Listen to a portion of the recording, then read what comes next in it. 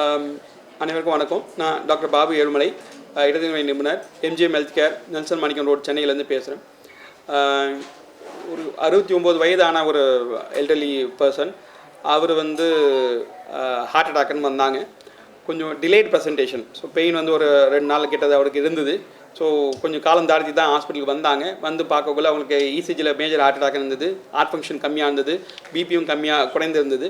அவருக்கு உடனே கொஞ்சம் பேசிக் மெடிசன் ஃபஸ்ட் எய்ட்லாம் கொடுத்து எமர்ஜென்சி ஆஞ்சியோகிராஃபின்னு பண்ணோம். ஆஞ்சியோகிராஃபியில் மேஜர் இடத்துலையும் block, critical blockage, main power supply அப்படின்னு சொல்கிற இடத்துலையும் பிளாக்லாம் இருந்தது. ஸோ ஆஞ்சியோகிராஃபி பண்ணக்குள்ளேயே அவருடைய ஹார்ட் ஸ்டாப் ஆகிடுச்சு, கார்டியாக் அரெஸ்ட் அப்படின்னு சொல்லுவோம். டோட்டலாக ஹார்ட் ஸ்டாப் ஆகிடுச்சு.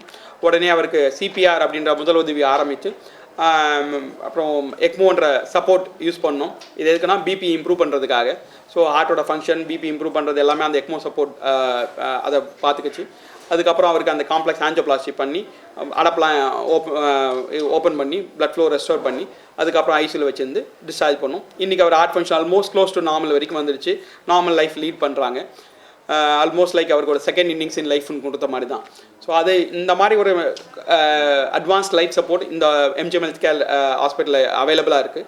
ஸோ அதனால் அவருக்காக இதே வேறு ஹாஸ்பிட்டல் போயிருக்காங்க, அந்த இடத்துல சப்போர்ட் ஒரு வேலை இல்லாமல் இருந்ததுன்னா அவர் இந்த அளவுக்கு இம்ப்ரூவ் ஆகிருப்பாங்களா அப்படின்றது கொஞ்சம் ஒரு கேள்விக்குறி தான். ஸோ ஹார்ட் அட்டாக் வந்தால் உடனே நீங்கள் பண்ண வேண்டியது பக்கத்தில் இருக்கிற ஹாஸ்பிட்டல் போய் பார்க்க வேண்டியிருக்கும். முடிஞ்ச அளவுக்கு ஒரு ஐசியூ ஃபெசிலிட்டி, கேத்லாப் ஃபெசிலிட்டி இருக்கிற ஹாஸ்பிட்டலுக்கு போக வேண்டியிருக்கும். சில டைம் யங் பீப்புள் பார்க்குறோம், மேஜர் ஹார்ட் அட்டாக் வந்து ஹார்ட் ஃபங்க்ஷன் டோட்டலாகவே ஸ்டாப் ஆகிடுது. அப்போல்லாம் இந்த கத்தீட்டர் மோட்டர் பம்ப், இம்ப்ளான்ற கத்தீட்டர் மோட்டர் பம்போ இல்லை எக்மோன்ற லைஃப் சப்போர்ட்டோ அட்வான்ஸ் சப்போர்ட் இதெல்லாம் யூஸ் பண்ணால் நமக்கு அவங்க ஹார்ட் ஃபங்க்ஷன் இம்ப்ரூவ் பண்ணி அவங்களுக்கு ஆஞ்சியோபிளாஸ்டி பண்ணி அவங்கள நல்லபடியாக வீட்டுக்கு அனுப்ப முடியும். ஸோ இந்த பிபிலாம் இம்ப்ரூவ் ஆனதுக்கப்புறம் காம்ப்ளெக்ஸ் ஆஞ்சியோபிளாஸ்டின்னா அந்த பிளாக்லாம் ஓப்பன் பண்ணோம். அதுக்கப்புறம் ப்ரொசீஜர் முடிச்ச அதுக்கப்புறம் அவங்க ஐசியூவில் இருந்தாங்க. ஆஞ்சியோபிளாஸ்டி ஏற்கனவே நல்லபடியாக முடிஞ்சுது. ஐசியூவில் மறுபடியும் கொஞ்சம் ஒரு ப்ரொலாங்டு கோர்ஸ் ஏற்கனவே ஒரு வாரம் இருந்திருப்பாங்க. அதுக்கப்புறம் அவங்களுக்கு தேவையான இன்ஃபெக்ஷன், பிபி மருந்து அதெல்லாமே கொடுத்து இம்ப்ரூவ் ஆகி அப்புறம் வீட்டுக்கு போயிட்டாங்க. இப்போ ஏறக்குறைய வந்து அவங்க திரும்பியும் வந்திருக்காரு. ஹார்ட் ஃபங்க்ஷன் வந்து அந்த ஹார்ட் ஆல்மோஸ்ட் ஸ்டாப் ஆகிடுச்சுன்னா ஹார்ட் பம்பிங் மிஷின் டோட்டலாக ஆல்மோஸ்ட் டோட்டலாக ஸ்டாப் ஆகிடுச்சு, ஸ்டாண்ட் ஸ்டில்னு சொல்லுவோம். இப்போ ஹார்ட் ஃபங்க்ஷன் பார்த்தீங்கன்னா ஆல்மோஸ்ட் 53%. 55ன்றது நார்மல், 50 to 53 ஆல்மோஸ்ட் எக்ஸாமில் 100க்கு 98 மார்க் வாங்கின மாதிரி. ஸோ அவர் ஏற்கனவே 53% இம்ப்ரூவ் ஆகிடுச்சு. தனியாக நடந்து போகிறாங்க. இன்றைக்கி அவரால் வர முடியல, மும்பை ட்ராவல் பண்ணியிருக்காரு. ஸோ அவருடைய டே டு டே ஆக்டிவிட்டி எல்லாமே பண்ணுறாரு. ஆல்மோஸ்ட் அவருக்கு வந்து ஒரு செகண்ட் இன்னிங்ஸ் லைஃப்பில் வந்து ஒரு செகண்ட் சான்ஸ் கொடுத்த மாதிரி தான். இப்போ இதில் என்னன்னா இது ஃபஸ்ட் டைம் இங்கே தான் பண்ணியிருக்காங்களா அப்படின்றதோட இது வந்து இந்த ஹாஸ்பிட்டலில் அந்த சப்போர்ட் இருக்குது. இதே வந்து அவர் வந்து இன்னொரு ஹாஸ்பிட்டல் போயிருக்காங்க, அந்த இடத்துல அந்த எக்மோ சப்போர்ட் இல்லைன்னா இப்போ இன்றைக்கி அவர் இருந்திருக்க மாட்டாங்க. ஸோ இது காம்ப்ளெக்ஸ் ஆஞ்சியோபிளாஸ்டியும் பண்ணுறோம். அதில் 2 விஷயம் நடந்திருக்கு. ஒன்று காம்ப்ளெக்ஸ் ஆஞ்சியோபிளாஸ்டி, அந்த மெயின் பவர் சப்ளை பிளாக் இருந்தால் பெரும்பாலும் இடத்துல அதை அந்த ஒரு சின்ன ஒரு வீடு கட்டுறதுக்கும் பல மாடி அடுக்கு கட்டுறதுக்கும் டிஃப்ரென்ஸ் இருக்குப்பாங்க, ஒரு ஸ்கை கிரப்பர். ஸோ அந்த மாதிரி அந்த ஒரு காம்ப்ளெக்ஸ் ஆஞ்சியோபிளாஸ்டி பண்ணுற டெக்னிக்கும் இங்கே இருந்தது.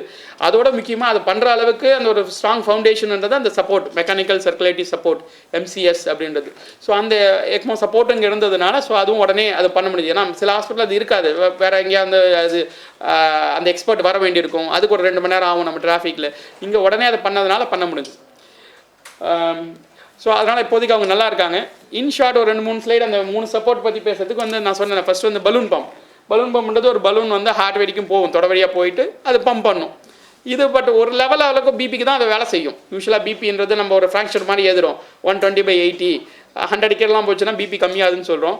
மேல் நம்பர் வந்து இன்னும் 70, 60 கீழெலாம் போச்சுன்னா ஆல்மோஸ்ட் மயக்கமாகிடுவாங்க. ஏன்னா மற்ற இடத்துக்கு ஃப்ளோ இருக்காது பிரெயினுக்குலாம். ஸோ அந்த மாதிரி போகக்குள்ள இந்த பலூன் பம்பு ஒன்றே நம்ம அது தொட வரைக்கும் அந்த ஹார்ட் வரைக்கும் போவோம். ஹார்ட் கீழே இருக்கிறது ஹார்ட் பக்கத்தில் வரைக்கும் போயிட்டு அது பம்ப் பண்ணிக்கிட்டு இருக்கும். ஸோ அந்த டைமில் வந்து ஒரு பிபி சப்போஸ் அவங்க மேல் நம்பர் வந்து அந்த நியூமரேட்டர் நம்பர் 60, 70 போச்சுன்னா இதை ஆகுமெண்ட் பண்ணும், இன்க்ரீஸ் பண்ணும். ஒரு 100 வரைக்கும் கொண்டு வரும், இல்லை 110 கொண்டு வரலாம். ஸோ பிபி அந்த ஃப்ளோலாம் எல்லா இடத்துலையும் இருக்கும். ஹார்ட்டு கொஞ்சம் ரெஸ்ட் கொடுத்த மாதிரி அந்த டைமில். அதுக்கப்புறம் ஹார்ட் ரெக்கவரி ஆகலாம் அந்த ஷாக் ஸ்டேஜ்லேருந்து.